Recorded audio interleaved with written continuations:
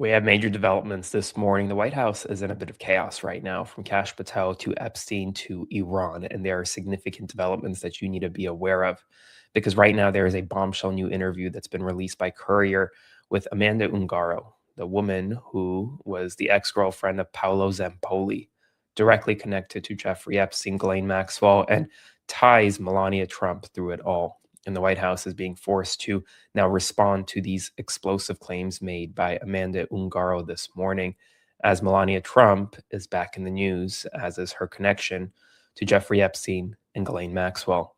At the same time, the FBI director that has been tasked with handling much of the Epstein matter, Patel, may be on the way out very soon.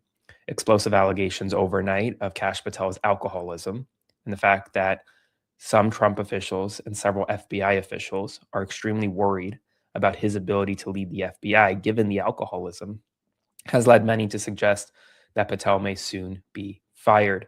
All while Iran this morning has said the Strait of Hormuz is now closed again, after Donald Trump refused to lift the naval blockade on Iran.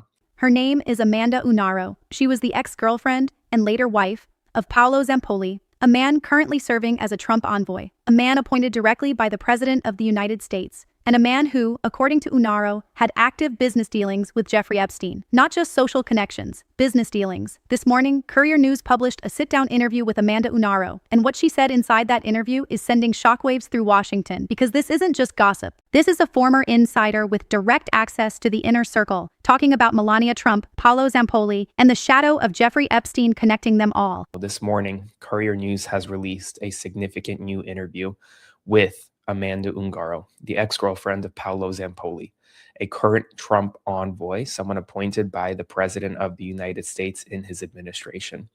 And well, this new interview provides very important detail about possible relationships between Melania Trump, Zampoli, and Epstein. Let me go through some of the questions. The first: did you speak with Melania about your deportation and Zampoli's involvement? When and what was her reaction? If you don't know, Amanda Unaro was deported. She was not a U.S. citizen. The reason why she was deported in the first place was because Paulo Zampoli, her husband, the Trump official, called ICE to make it happen. In response to this question, Unaro says that she tried to reach Melania through contacts who had direct access to her. She was aware of the situation, but did nothing. Her reaction was one of indifference regarding what was happening to me. It seems to me that Melania, together with her husband, has a pact with Paulo Zampoli. Paulo constructed a false narrative claiming that he was the one who introduced Melania to her husband. And not only do I know this isn't true, but everyone knows it isn't true. Now, Melania and Zampoli have both denied this. I don't know what the specific agreement was behind the curtain of this narrative, but Paulo was an associate of Epstein, and they did business together. Let's break down exactly what she said and why it matters. Paulo Zampoli has long claimed he was the man who introduced Melania to Donald Trump. It became part of the mythology, the story the inner circle told, the narrative that placed Zampoli at the center of one of the most powerful relationships in modern American politics. But Amanda Unaro says that story is a lie. Her words: not only does she know it isn't true, she says everyone knows it isn't true. So why does the lie exist? Why would a senior Trump official fabricate, or at minimum, exaggerate his role in bringing Melania and Donald together? Unaro has a theory, and it's chilling. She says Zampoli constructed that false narrative to claim power and credit, to architect a position of influence for himself, to make himself untouchable, and she says it worked. Because today, that same man holds a government appointment, inside the same administration, serving under the same president whose wife he claims to have delivered. She also spoke about leverage. She described the relationship between Melania and Zampoli as a business arrangement, one where both parties benefited, but she went further than that. She said it always seemed as if Zampoli had some kind of hidden leverage over Melania's life, something that kept her bound to this narrative, something unspoken, something that still hasn't fully surfaced. And then she said it plainly. Paulo Zampoli had business dealings with Epstein. He was, in her words, a recruiter of girls for Epstein. It was always a plan. What do you know about Melania's relationship with Epstein? Quote: I was younger than Melania. Everything regarding that situation had already taken place by the time I came along, yet the whole thing felt very strange and made no sense. It was as if their relationship had been pre-programmed, like a specific project that Paulo had meticulously architected solely to claim the power and credit for having orchestrated their meeting. Everything that is unfolding now was in fact part of the original plan. Paulo Zampoli had business dealings with Epstein. He was a recruiter of girls for Epstein. It was always a plan. Now, Zampoli has denied being involved with Epstein socially or in business. And finally, can you characterize Melania's relationship with Zampoli? Paolo Zampoli always portrayed himself as the one who initiated the relationship. It always seemed to me that Paolo had some hidden leverage over Melania's life, something that kept her in his thrall. It was a business arrangement. It seems to me an agreement from which both parties stood to benefit. Just look at how things have turned out today. The relationship between Melania Trump and now Zampoli. Zampoli has denied all of this, denied any social or business connection to Epstein, denied the allegations entirely, but here's what makes this interview impossible to dismiss. 2 weeks ago, before this interview dropped, Melania Trump voluntarily made a public statement, unprompted. She specifically denied any connection to Jeffrey Epstein and Ghislaine Maxwell. She insisted that Epstein did not introduce her to Donald Trump. She pointed to Zampoli as the one who made the introduction. Why would a sitting first lady feel the need to put out that statement? What was she responding to? What did she know was coming? Who was a senior Trump administration official, is one that is going to be extremely scrutinized and one that I've been looking into for several weeks now. This new interview by Amanda Unaro adds color to many of the claims that I've been researching behind the scenes, and just only adds new scrutiny to Melania Trump and why she came out 2 weeks ago, surprisingly, and made a statement denouncing any connection she had to Jeffrey Epstein and Ghislaine Maxwell, and suggesting that Paulo Zampoli, or rather that Epstein did not introduce her to Donald Trump. Then Paulo Zampoli said that he was the one who did it. Amanda Unaro is claiming that he is lying. Because now, Unaro is saying Zampoli is lying, and that Melania was aware of Amanda's situation when she was deported, reached through mutual contacts, and did nothing, showed indifference. That deportation, by the way, is its own story. Amanda Unaro was not a U.S. citizen. She was removed from the country, and according to her account, it was Zampoli himself who called immigration authorities to make it happen. The man who was supposed to be her partner had her removed from the country, and when she reached out to Melania for help, Melania, who she says was fully aware, the response was silence. Now here is where this story gets even darker. The man currently tasked with handling the Epstein files, the FBI director overseeing what may be the most sensitive investigation in American political history, is Patel. And overnight, The Atlantic dropped a bombshell of its own. Multiple officials told The Atlantic that Patel has a serious drinking problem. New explosive allegations that were released overnight told The Atlantic that Patel has a drinking problem. It's been a recurring source of concern across the government. Officials told The Atlantic that Patel is known to drink to the point of obvious intoxication, in many cases at the private club Ned's in Washington, D.C., in the presence of White House and other administration staff. He is also known to drink excess at the Poodle Room in Las Vegas, where he frequently spends parts of his weekend.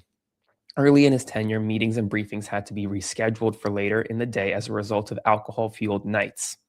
But that's not all. On multiple occasions in the past year, members of a security detail had difficulty waking Patel up because he was seemingly intoxicated.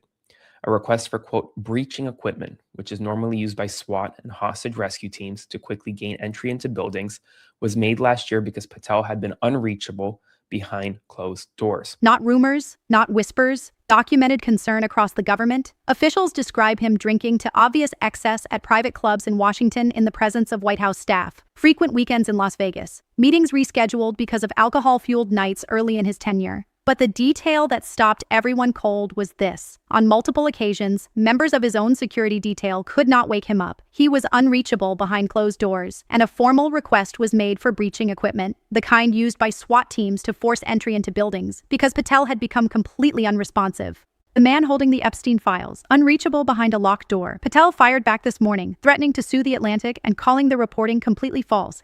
This morning, Patel is threatening to sue The Atlantic, saying, quote, see you and your entire entourage of false reporting in court, but do keep at it with the fake news. Actual malice standard is now what some would call a legal layup. And then he posted an email sent from Benjamin Williamson, who is the FBI's public affairs person, to Sarah Fitzpatrick, the Atlantic reporter, saying, quote, Sarah, top to bottom, this is one of the most absurd things I've ever read, completely false at nearly 100% clip, and with a 2-hour deadline.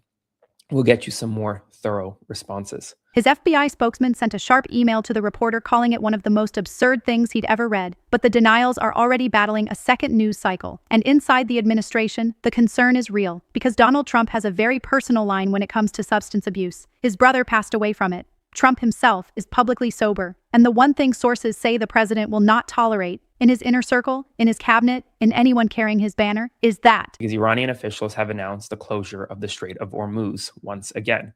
Why? because Donald Trump is not only making false claims, but Donald Trump is also continuing a naval blockade of Iranian ports. This is Iran's senior official who's responsible for negotiations, saying that the president of the United States made several claims in 1 hour, all 7 of which were false.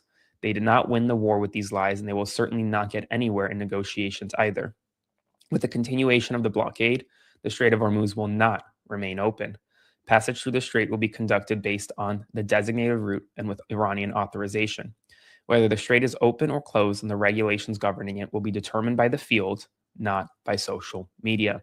Because the naval blockade on Iranian ports has not been lifted, Iran's lead negotiator went on record saying the president made 7 claims in a single hour, all 7 of which were false. They said very clearly, what happens in that strait will be determined in the field, not on social media. 3 simultaneous crises, Epstein and Melania, a compromised FBI director, and a geopolitical flashpoint that could shake global oil markets. The White House is on its back foot, and the stories that powerful people have spent years burying are beginning to surface. We don't yet know the full shape of what Paulo Zampoli knew, what he did, and what he was promised in return. We don't know what leverage actually exists or what files Patel had access to before his tenure potentially ends. We don't know what Melania Trump knew, or when, or what her silence was worth. But those questions are no longer being asked in the dark. They're being asked out loud by a woman who was deported, by government officials speaking to journalists, by a strait that just closed. So ask yourself this. When the people trusted to find the truth are the same people with the most to lose from it, who is actually protecting the public? If this story is just beginning, you need to be here when the next chapter drops. Subscribe to Viral Spills right now. Hit the notification bell, because what's coming next is something nobody in that building wants you to see. On Patel may be out of a job very soon, because if you remember, the one thing the president can't stand is alcoholism or substance abuse. His brother passed away due to substance abuse. Trump is known to be sober. This could be Patel's exit from the administration. If Patel is removed, the question that follows is devastating. Who takes over the Epstein files? Who controls what gets released and what stays buried? And while all of this is unfolding domestically, Iran announced this morning the closure of the Strait of Hormuz again.